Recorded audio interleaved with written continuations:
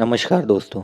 आज की इस भागदौड़ भरी और थका देने वाली ज़िंदगी से सभी परेशान हैं, जिससे राहत पाने के लिए लोग अलग अलग प्रकार की चीज़ें करते हैं, जिसमें से आज के युवा सबसे ज़्यादा पसंद करते हैं घूमना। देश विदेश में खूबसूरत झीलें, पहाड़े और नज़ारों को देखने जिससे उनका मन बहल जाए।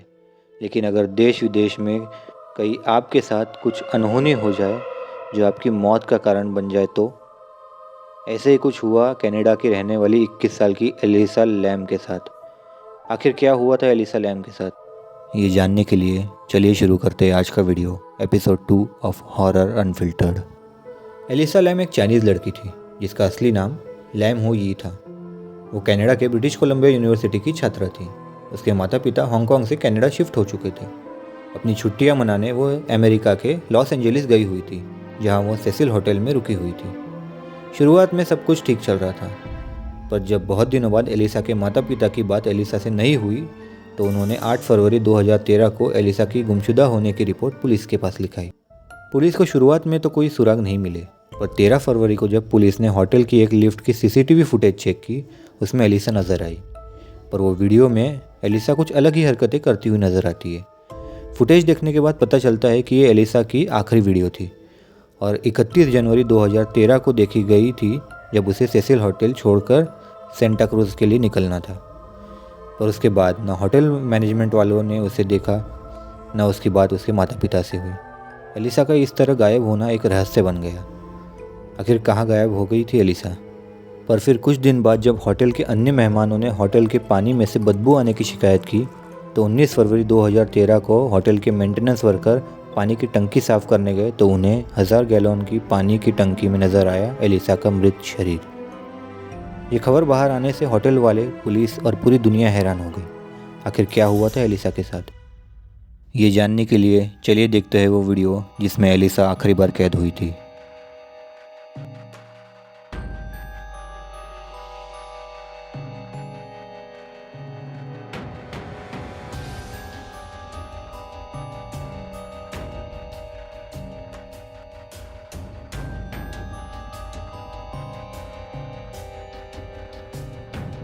अब हम वीडियो में देखें तो लिफ्ट का दरवाज़ा खुलता है और एलिसा लिफ्ट के अंदर जाती है। जाते ही वो झुक जाती है और बहुत से बटन दबाने लगती है और ऐसा लगता है कि वो किसी से छुप रही हो। कुछ देर बाद वो जाग कर लिफ्ट के बाहर देखती है, जैसे कि कोई उसका पीछा कर रहा हो, और तुरंत ही वो लिफ्ट के अंदर आके फिर एक कोने में छुपने की कोशिश करती है। कुछ समय बाद फिर वो लिफ्ट के बाहर जागती है। फिर लिफ्ट के बाहर निकल के एक साइड में खड़े होकर मानो ऐसा लगता है जैसे कि वो किसी से बात कर रही हो। कुछ देर बाद फिर वो लिफ्ट के अंदर आती है, बहुत से बटन दबाती है, मानो जैसे वो लिफ्ट को रोक कर रखना चाहती हो। फिर बाहर जाकर वो किसी से बात करती है और हाथ हिलाते हुए नज़र आती है, जैसे लगता हो वो किसी को कुछ समझा रही हो।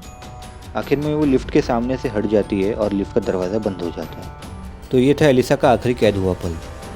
आखिर क्यों वो ऐसा अजीब सा बर्ताव कर रही थी? आखिर क्या हुआ था जिस दिन एलिसा होटल छोड़कर जाने वाली थी उसी दिन वो गायब हुई? और आखिर क्या हुआ होगा उसके मौत का कारण? जब 19 फरवरी को एलिसा का पोस्टमार्टम किया गया था तो पता चला कि उसकी मौत तो 1 फरवरी को ही हो गई थी, उसके गायब होने के एक दिन बाद।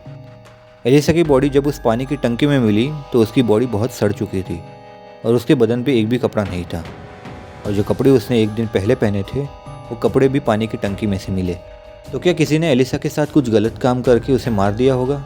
क्योंकि उस लिफ्ट वाले वीडियो में वो किसी से छुपते हुए और भागते हुए नजर आती है।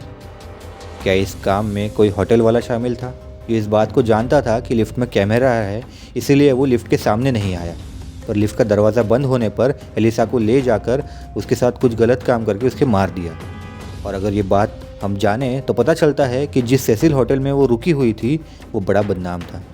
2007 से लेकर 2017 तक उस होटल में 80 लोगों के मरने की या गायब होने की बात सामने आई थी। तो क्या ये होटल वालों का ही किया हुआ गुनाह था?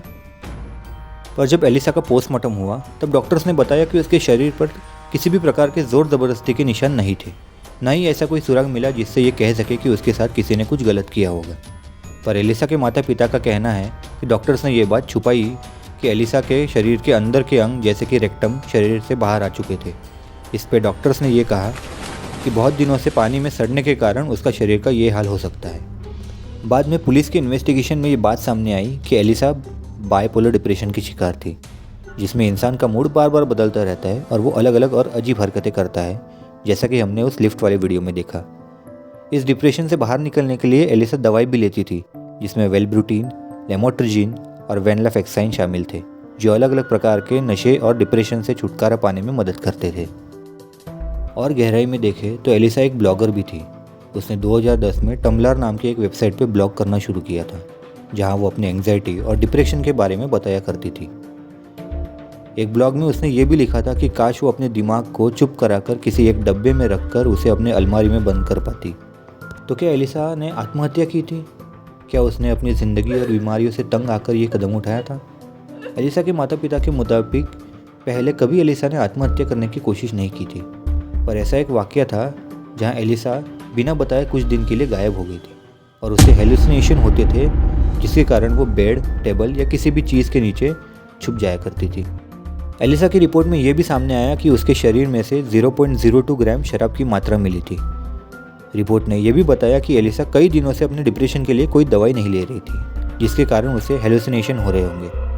पहले भी उसे ये हो चुका था, तो हो सकता है कि छुपने के इरादे से वो छत पे गई हो और पानी की टंकी में छुपने गई हो, पर 1000 गैलन की पानी की टंकी पूरी तरह भरी होने के कारण उसकी डूबने की वजह से मौत हो गई। पुलिस ने तो इसे डिप्रेशन और दिमागी बीमारी होने से हुए हादसे के कारण हुई मौत का नाम दे दिया, पर एलिसा के माता पिता ने सितंबर 2013 में एक दलील पेश की कि एलिसा की मौत होटल की लापरवाही के कारण हुई और होटल को उसकी मौत का जिम्मेदार ठहराना चाहिए, और जिसके लिए होटल द्वारा एलिसा के माता पिता को मुआवजा देना चाहिए। इस दलील को 2015 में खारिज कर दिया गया। नेटफ्लिक्स ने 2021 में इस पर एक वेब सीरीज़ भी बनाई है, जिसका नाम the vanishing at Cecil hotel है। मैं आपको ये ज़रूर सब रिकमेंड करूँगा। एलिसा के सच जानने के लिए इसे ज़रूर देखें। तो आपका क्या मानना है? एलिसा के मौत का कारण क्या हुआ होगा? क्या ये एक मर्डर था, एक सुसाइड था या एक एक्सीडेंट? अपनी राय कमेंट में ज़रूर बताएं। वीडियो पसंद आया हो तो इसे लाइक करें और ऐसी ही रहस्यमय चीज़ों के पीछे के सच जानने के लिए हॉरर अनफिल्टर्ड को सब्सक्राइब करें। धन्यवाद। मिलते हैं अगली वीडियो में।